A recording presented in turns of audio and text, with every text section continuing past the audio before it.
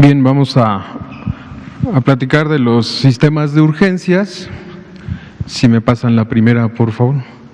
Bien, en el mundo hay dos o tres modelos de sistemas de urgencias, incluso algunos se han hecho híbridos y se identifican por sus siglas este sistema de atención médica de urgencias. En el pasado era un modelo donde solamente el paramédico llegaba en la calle y levantaba al enfermo y lo llevaba al hospital, y entonces la mística era pues tratar de llegar lo más rápido posible al lesionado y de ahí llevarlo al hospital más cercano lo más pronto que se pudiera. En algún momento todos los estudios que se hicieron en el mundo nos dieron bastante evidencia para saber que no es lo ideal y que los sistemas de urgencia, lejos de ser rápidos, tienen que ser eficientes en sus sistemas de operación. Es decir, hemos cambiado de un modelo de cargar y llevar al paciente a un hospital más cercano a un modelo estabilizador donde nosotros llegamos al lugar de la escena y en el lugar de la escena el técnico en urgencias médicas o el médico o el paramédico, como se le ha llamado, estabiliza al paciente y le proporciona un transporte seguro al hospital más adecuado, no al hospital más cercano, no al hospital que esté a la mano cruzando la calle, sino al hospital más adecuado, tomando en cuenta sobre todo sus lesiones que pudiera tener o que pudiera poner en riesgo su vida, es decir, sus características clínicas. Y de ahí empieza entonces un crecimiento en el mundo de solamente ser sistemas despachadores de urgencias, ahora ser unos sistemas muy integradores, clínicos, que deben de prestar servicios médicos desde la primera intención de la emergencia, de la urgencia, es decir, desde la recepción de la llamada. Entonces se crean estos sistemas que son una red coordinada de servicios de urgencias, emergencias y regulación médica, que es el acto por el que se obtienen todos los datos clínicos de un paciente y características que tiene que tomar un médico, ¿no?, o un técnico en urgencias médicas, en regulación médica, o técnico en atención médica prehospitalaria, y que tomando como base unos criterios muy específicos de gravedad de algunas lesiones que pudiera tener o de características de la unidad hospitalaria que debe recibir a ese lesionado, toma una decisión de envío tanto del transporte adecuado como del hospital que lo va a recibir. Y entonces es un sistema que coordina y regula la atención médica mediante sistemas de comunicación, radiocomunicación, que son atendidos por médicos en su gran mayoría. Los sistemas de atención médicos de urgencias deben de tener médicos en el terreno, es decir, no solamente un técnico, sino un médico, y en el caso de que no se pudiera tener el médico en el terreno, el médico a distancia, es decir, haciendo estas acciones de coordinación vía remota con el radiocomunicador, o ahora ya con los nuevos aparatos tecnológicos que tenemos que nos permiten interactuar a distancia a pesar de las condiciones geográficas, y tener esta coordinación para poder dar instrucciones muy precisas al técnico en urgencias que está atendiendo. Integra, aparte de todo esto, el sistema de atención médica de urgencias ahora integra y debe de integrar los servicios de urgencias hospitalarios, es decir, debe de haber una corresponsabilidad en la que el técnico de urgencias médicas o médico que está en la calle pueda tomar una decisión basada en criterios médicos clínicos de los sistemas de urgencias formales, es decir, fijos, hospitales, y que además el médico que está dentro de esta unidad hospitalaria conozca, sepa, se entere de qué paciente le va a llegar, con qué lesiones y cómo lo vienen atendiendo en el transporte prehospitalario, que no es simplemente tener una camioneta adecuada con foquitos y luces y sirena, sino que va más allá los sistemas de atención médicas de urgencias. La que sigue, por favor. Entonces, el SAMU, pues ustedes pueden ver, es un sistema que deriva del modelo francés y que tiene por cabeza el Centro Regulador de Urgencias Médicas, que son los famosos CRUM, el Centro Regulador de Urgencias Médicas, que al ratito vamos a ver, en la que sigue vamos a ver cómo se conforma, pero ustedes pueden ver que tiene una gran cantidad de áreas, de departamentos, es decir, no solamente es la prestación del servicio, sino también son sistemas que coordinan, son sistemas que tienen incluso áreas de investigación, de capacitación y que intervienen, lo más importante, intervienen como autoridad sanitaria en incidentes de saldo masivo de víctimas o en desastres, ¿no? En emergencias mayores o desastres. La que sigue, por favor. Estos sistemas pues ya tienen muchos años que han ido avanzando en el mundo, ¿no? Por más de 20 años. En México tenemos algunos que tienen esas características en las entidades federativas y ha sido un gran esfuerzo por parte de las entidades federativas, así como de la Federación, de integrar a un sistema global, general en México. Y entonces vemos que el centro regulador, que como les comentaba, es el cerebrito del sistema de atención médica de urgencias. Este órgano es la instancia técnica médico-administrativa que toma la decisión, que es responsabilidad de Secretaría de Salud y que establece la secuencia de actividades que les comentaba. La secuencia de actividades que se da desde la toma de la llamada hasta el establecimiento de la atención prehospitalaria y el destino de este paciente al hospital más adecuado. Entonces, desde el sitio del evento crítico hasta la recepción, y debe de operar las 24 horas y los 365 días del año. O sea, no podemos darles el lujo de tener un día inhábil. O sea, estos sistemas deben de operar todos los días. Y tiene 3 elementos específicos que debe de contar, que eso es una estructura física, o sea, debemos tener una oficina donde tengamos los teléfonos, donde tengamos la vista de qué tenemos, es decir, la oferta de los servicios para poder cruzar la demanda que sería los pacientes. Y entonces los médicos, los técnicos reguladores o despachadores y el sistema de información y comunicación que debe de ser redundante y debe de ser muy seguro, ¿no? Entonces, esto es algo que está normado en la norma oficial 034 CSA 3 del 2013 y que está próxima a salir ya su actualización porque se actualizó en el año pasado y está en los procesos de revisión, que es la norma que regula los servicios de salud en atención médica prehospitalaria. La que sigue, por favor. Bueno, en México, ¿cómo estamos? En México tenemos 15 entidades federativas que tienen Centro Regulador de Urgencias Médicas, más el sistema de atención médica de urgencias o los servicios de atención médica prehospitalaria. 11 entidades que solamente tienen al Centro Regulador de Urgencias Médicas y 7 entidades que no tienen Centro Regulador de Urgencias Médicas, pero que sí tienen hoy día un enlace que nos reporta y un enlace que es el responsable de la implementación del modelo prehospitalario. Es decir, el que le estamos dando seguimiento y apoyo para que establezca en su entidad federativa el Centro Regulador de Urgencias Médicas y a su vez crezca a tener un sistema de atención médica prehospitalaria o un SAMU. Bien, ahora, el Centro Regulador de Urgencias Médicas puede coordinar a otros prestadores de atención médica prehospitalaria, o sea, no tienen que ser suyas todas las ambulancias, porque no daría el recurso financiero suficiente para poder tener ambulancias solo de una dependencia. Entonces, el centro regulador integra a todos los prestadores de servicios prehospitalarios. En México tenemos más de 100 años de historia con Cruz Roja. Y Cruz Roja forma parte integral de este sistema de atención médica de urgencias. Se coordina a través de los centros reguladores de urgencias médicas, así como en el caso de la Ciudad de México, el Escuadrón de Rescate y Urgencias Médicas, el ERUM, que todos ustedes conocen, y algunos grupos voluntarios que están de alguna forma bien alineados a la estrategia, ¿no? Entonces, en las diferentes entidades federativas, el centro regulador literalmente es el cerebro que coordina todos los prestadores de atención médica prehospitalaria públicos o privados. La que sigue, por favor. Solamente nos faltan 6 entidades federativas entonces que tengan su centro regulador. Y bueno, este es el proceso por el que se recibe la llamada y vale la pena que toda la gente lo conozca y sepa cómo es el proceso que se le atiende, con el cual se le atiende una emergencia, una urgencia.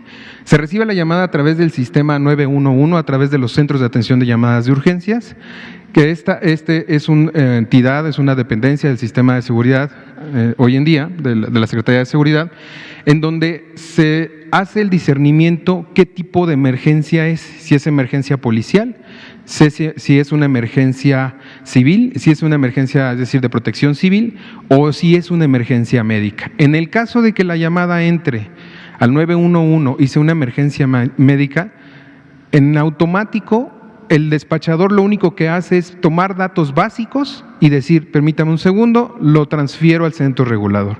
En las entidades federativas que cuenten con centro regulador, por supuesto. Entonces el centro regulador toma la llamada y a través de su personal técnico calificado, ya sea técnico de urgencias médicas, TARM o TUM, o como le quieran llamar, que es paramédico, o el médico regulador toma la llamada y entonces empieza el proceso de atención médica.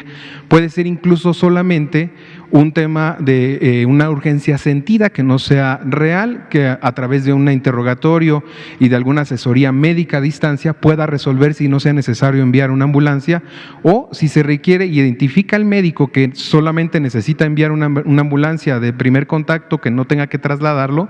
Ahora existen en muchas entidades las motocicletas y en algunas otras entidades pequeñas tienen hasta bicicletas para poder dar este servicio.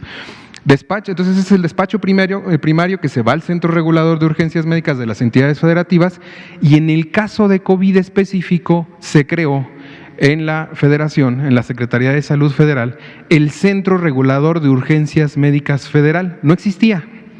Esa entidad que coordina a todos los centros reguladores no existía en este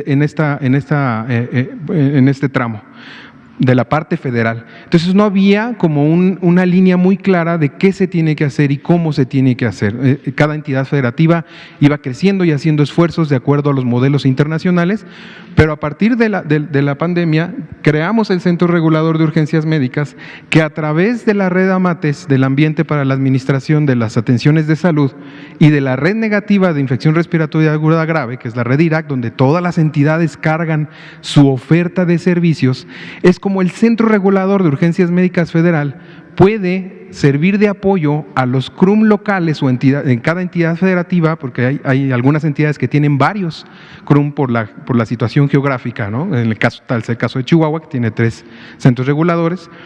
Finalmente puede cruzar esta oferta de servicios, es decir, el número de camas para pacientes agudos respiratorios graves, y la demanda. Todos los pacientes que se tienen que trasladar de una unidad A una unidad B, ya sea por mayor capacidad de resolución o por saturación de una de las unidades. Entonces, al final, esto es lo que creamos, esta parte regulatoria en donde nosotros podemos visualizar qué hay en el país disponible en camas, sobre todo de cuidados intensivos y en camas para infecciones respiratorias agudas, y qué demanda existe, y podemos darle un lugar, de alguna forma, tratar de buscar el lugar más adecuado para el paciente que se requiera. Y el despacho secundario es el que hace el centro regulador.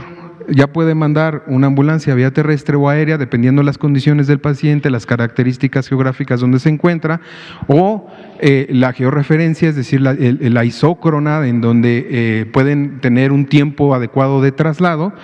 Y una vez, este flujo es bidireccional en todos sentidos, desde cualquier instancia debe ser bidireccional, es decir, desde que yo llamo y cuando yo despacho la ambulancia, el CRUM le tiene que avisar al 911, ya despaché la ambulancia, y todo va concatenado con un número de folio que le va dando seguimiento y le da trazabilidad a todo el proceso.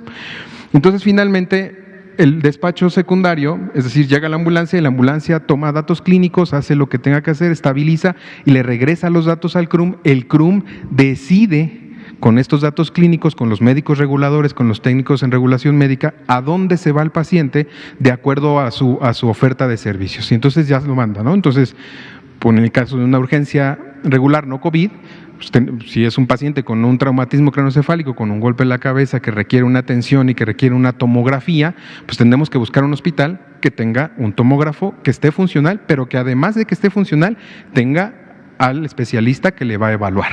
Entonces la red negativa por eso pide esos datos, pide que las características de la cama que se sube para el tema de COVID sea una cama que cuente no solamente con la infraestructura de la cama, sino con los insumos y el recurso humano. Entonces, así es como funciona a grandes rasgos. Entonces, se coordina, las unidades médicas fijas pueden ser de cualquier dependencia a través de este convenio que se firmó de intercambio de servicios con las entidades federativas, en donde los pacientes COVID podemos de alguna manera intercambiar pacientes entre las diferentes dependencias para que tengan garantizada su atención. La que sigue, por favor. Finalmente, este es el esquema de este convenio en donde nosotros decimos que en la regulación primaria, es decir, de los centros de atención telefónica de las entidades federativas, porque hubo grandes esfuerzos al inicio de esta pandemia, en donde muchas entidades pusieron centros de atención telefónica y desde la federación nosotros nos dimos a la tarea de sacar unos lineamientos que se revisaron por todo el sector y que además los revisó también el sistema 911, ¿no? Los centros de atención de llamadas de emergencia. En estos lineamientos se pone claro cuál es el camino y cuál es el algoritmo que se debe de seguir para poder identificar a estos pacientes, que sean positivos o que tengan dificultad respiratoria y requieran de una atención, de tal forma que los semaforizamos y decimos que un paciente leve, pues se le da orientación y seguimiento en domicilio, para no sacarlo de casa, para dejarlo en casa y que no ofrezca una mayor transmisión. El paciente leve con factores de riesgo lo enviamos a una unidad ambulatoria que lo pueda evaluar, que le haga el triage y si tiene factores que le propicien una característica clínica que le pueda ofrecer un riesgo de agravar, se regula y se envía a una unidad hospitalaria. Ahora, este paciente grave que se identifica a través del 911 y que como ya se ha comentado muchas veces en este foro, cuando se identifiquen pacientes graves o cuando ustedes identifiquen pacientes graves que tengan dificultad respiratoria, no se esperen.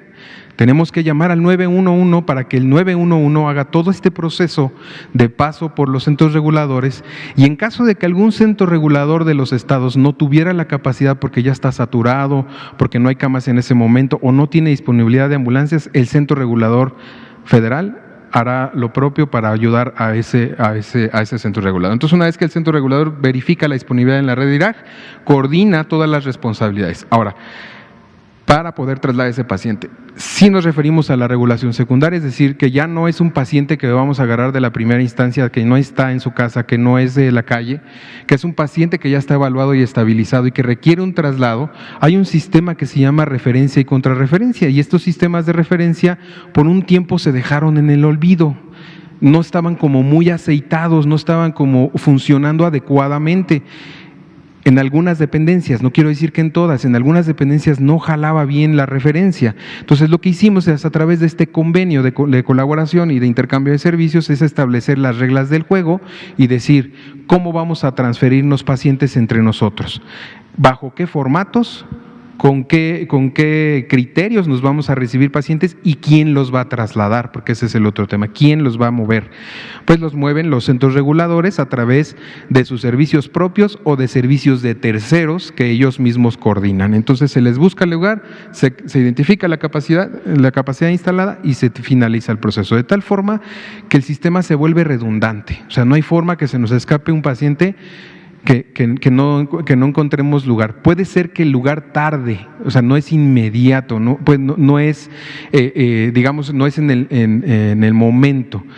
Este proceso lleva un tiempo de gestión en lo que el centro regulador se comunica con los hospitales, se ve si la cama está desocupada, o sea, aunque nosotros la veamos en el sistema, puede ser que 15 minutos antes de que cargaran esa cama, llegó alguien y la ocupó de urgencia y eso es lo que nosotros tenemos que gestionar en el ínter del tiempo. Por eso a veces de pronto la gente se nos desespera y lo que le pedimos a la población es que no desesperemos.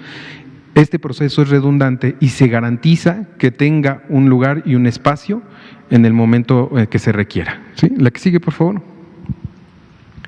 Bien, ¿qué es lo que estamos haciendo? O sea, el sistema funciona, pero necesitamos mejorarlo como todos los sistemas.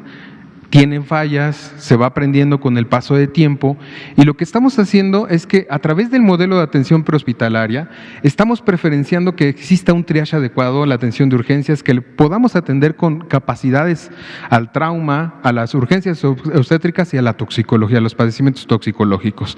Ahora, en el lado del hospital, lo que tenemos que hacer y que estamos haciendo es que la capacidad resolutiva y el triage sea más eficiente, es decir, voy a meter a médicos en las urgencias, o sea, no en las urgencias prehospitalarias, es decir, dentro de la ambulancia, y en eso se está avanzando.